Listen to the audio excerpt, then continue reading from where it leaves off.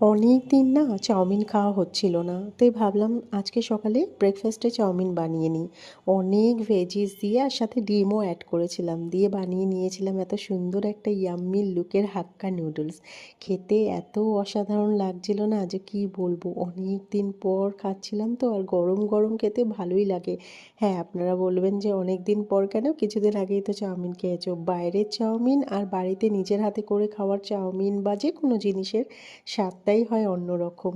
তো যাই হোক, তারপরে মিন্ত্রা থেকে দুটো পার্সেল আসে আমার। এক তো আমার এই কুর্তিটা, সত্যি মিন্ত্রা কোনোদিনও না আমাদেরকে হতাশ করে না। এত সুন্দর ড্রেস কোয়ালিটিটা ছিল, এত সুন্দর মেটেরিয়ালস যে কী বলবো।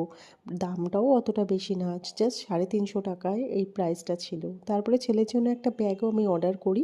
ও মানে কম্পিউটারে যায় বা কোনো দিনে যদি বাংলা পড়তে যায়, তো ওই একটা বা দুটো বই ক্যারি করার জন্য না অনেক কটা মানে একটা বড় ব্যাগ নিয়ে যেতে হয়। তাই আমি ভাবলাম যে ওর জন্য একটা এই সুন্দর ব্যাগ আমি অর্ডার করি। এটারও প্রাইস ছিল 400 টাকা।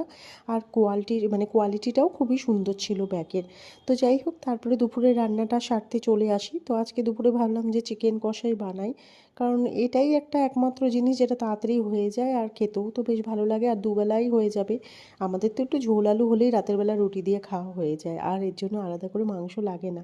তাই সেরকম কিছুই না, মাংসটা তো আগে ভালো মতো করে ভেজে নিলাম। আজকে ভাবলাম যে ভেজে তারপরে খাবো। তারপরে পেঁয়াজ দিলাম আর ফোড়ন দিলাম গোটা গরম মশলা। তারপরে ওর মধ্যে আদা রসুন আর লঙ্কা বাটা দিয়েছিলাম। ওর মধ্যে টমেটো দিলাম, আর নুন আর চিনিটা আমি আগে দিয়ে ভালো মতো করে একটু কষিয়ে নিয়েছিলাম পেঁয়াজের সাথে। তারপরে ভেজে রাখা আলুটা আর ভেজে রাখা মাংসটা দিয়ে ভালো মতো করে আমি কষিয়ে নিয়েছিলাম। তারপরে সামান্য যা আমাদের মশলা থাকে, জিরে গুঁড়ো, ধনে গুঁড়ো, হলুদ, লঙ্কা মানে কাশ্মীরি লঙ্কার গুঁড়ো আর সামান্য টক দই দিয়ে অনেকক্ষণ ধরে কষিয়েছিলাম। এই দেখো কত সুন্দর তেল ছেড়ে এসছে রান্নাটা দিয়ে। তারপরে ভালো মতো করে কষানোর পর না জল দিয়ে ভালো মতো করে ফুটিয়ে নিয়েছিলাম। নামানোর সময় আমি শুধু দিয়েছিলাম মিট মশলা।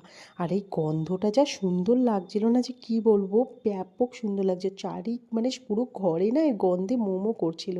আর হাতের সামনে ছিল একটা পাতিলেবু, ওটা বেশ উপর দিয়ে চিপড়ে খাওয়ার মজাটাই আলাদা। আর আমি তো সবসময় অলওয়েজ আমি হাড়ের মাংস বেশি ভালোবাসি, আর লেগ পিস তো আমার সবথেকে প্রিয় খাবার।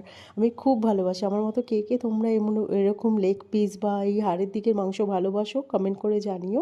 আমি একদম না মানে সলিড খেতে পারি না, আমার সলিড খেলে গা গোলায়। আমার এই হাড়ের মাংস খেতে খুব ভালো লাগে। তো যাই হোক, তো চলো, ভিডিওটা ভালো লাগলে প্লিজ একটা লাইক করে দিও, অ্যান্ড যেতে যেতে চ্যানেলটা সাবস্ক্রাইব করে দিও। আবার দেখা হবে অন্য একটা ভিডিওতে। ভালো থেকো, সুস্থ থেকো, ততক্ষণের জন্য টাটা।